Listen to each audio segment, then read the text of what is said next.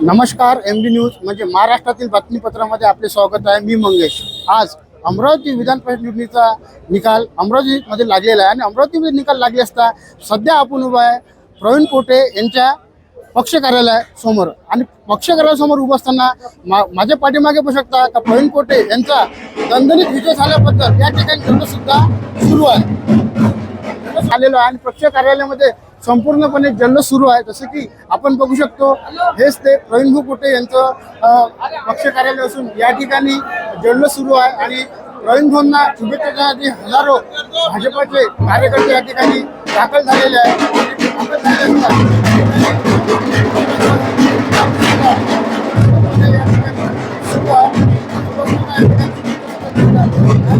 पक्ष कार्यालयामध्ये देत आहे